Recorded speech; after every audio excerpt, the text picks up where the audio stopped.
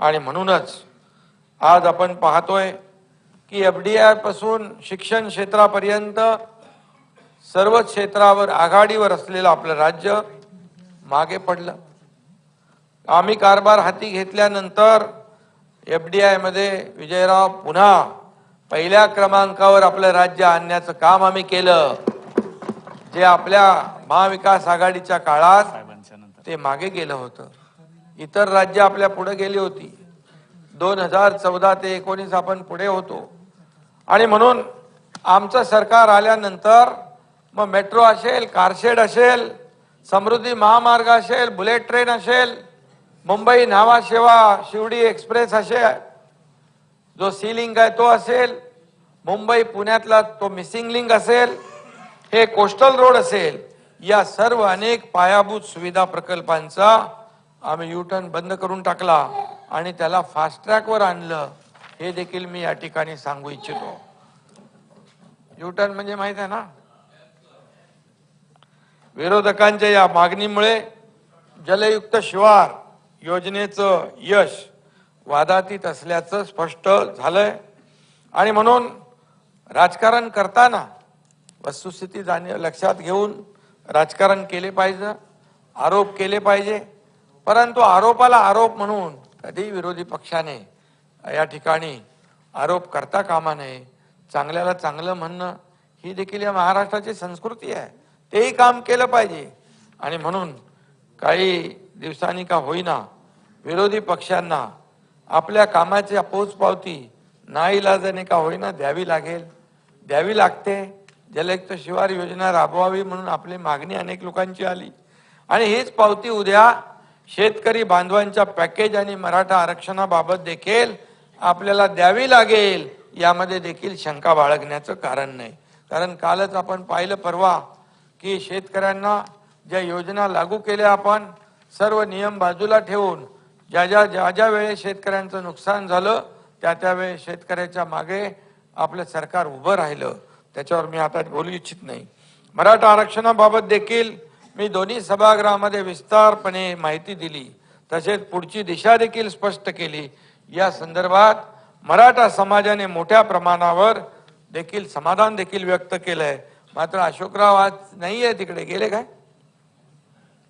अशोक ऐकत असतील, आहेत बाहेर ना? अशोकराव त्यांनी काल बाहेर जाऊन आरोप केले मराठ्यांच्या या जिव्हाळ्याच्या प्रश्नातही राजकारण आणण्याचं सोडलं नाही। त्यांनी टीका केली। खरं म्हणजे वास्तविक त्यावेळेस अजितदादा इकडे बसलेले आहेत। मी अध्यक्ष होऊ नये म्हणून देखील पडद्याआड प्रयत्न झाले। मी उपसमितीचा अध्यक्ष झालो तर तातडीने मराठा समाजासाठी धडपड करेन, मराठा समाजाला न्याय मिळवून देण्यासाठी काम करेन, ही भीती त्यावेळेस 2.5 वर्षाच्या मुख्यमंत्र्यांना आणि त्यामध्ये अशोकरावांना देखील होती। पण आम्ही त्यावेळेस सांगितलं जाहीरपणे, अशोकराव होत आहेत ना, होऊ द्या, हरकत नाही। परंतु आजची परिस्थिती जी आहे ती निर्माण झाली नसती हे मी छाती ठोकपणे ते सांगू इच्छितो। आणि म्हणून जे काही साठलोट केलं, डावललं, हा विषय झाला गेला, गंगेला मिळाला, त्याच्यावर मी काय बोलू इच्छित नाही। पण अशोकराव बाहेर असले तर वैभव आहेत का बाहेर? ऐकतात आणि कुठे बोलतो मी? अरे बोलायचं किती आहे माझ्याकडे इथे।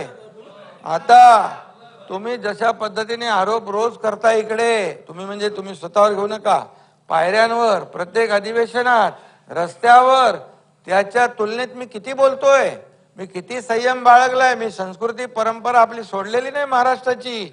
अरे तुम्ही कधीच नाही, पण मला सोडायला पण लावू नका। पण खूप आहे पोतडीमध्ये, आळ्याला गेलो हळूहळू तर खूप निघेल। त्यामुळे अशोकरावांना मी एवढंच सांगतो, तुमच्या आदर्श कारभारामुळे अशोक पर्व तर चमकलं, पण मराठा पर्व मात्र अंधारातच ठेवलं आपण।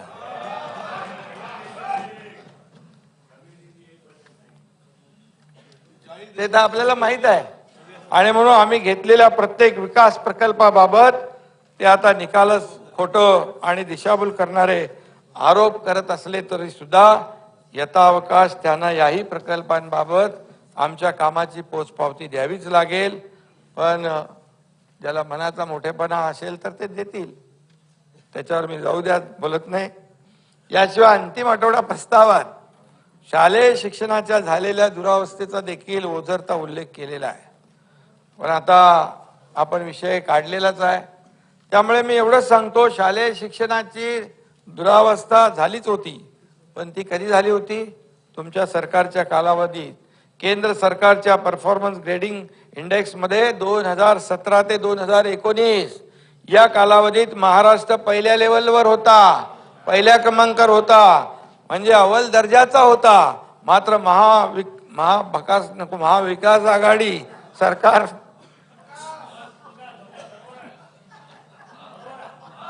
महाविकास आघाडी आणि या सरकार सत्तेत आल्यानंतर शिक्षण व्यवस्थेची घसरण होण्यास सुरुवात झाली आणि 2021-22 साली राज्य 3ऱ्या लेवलवर विजयराव गेलं, म्हणजे 3rd क्लासवर गेलं. डिजिटल स्कूल आणि वर्ल्ड क्लास शिक्षणाच्या गमजा आणि गप्पा मारणाऱ्यांनी प्रत्यक्षात शिक्षण व्यवस्थेला 3rd क्लासवर नेऊन ठेवलं होतं. ही वस्तुस्थिती आहे. वर्षाताई, ही वस्तुस्थिती आहे, तपासून बघा.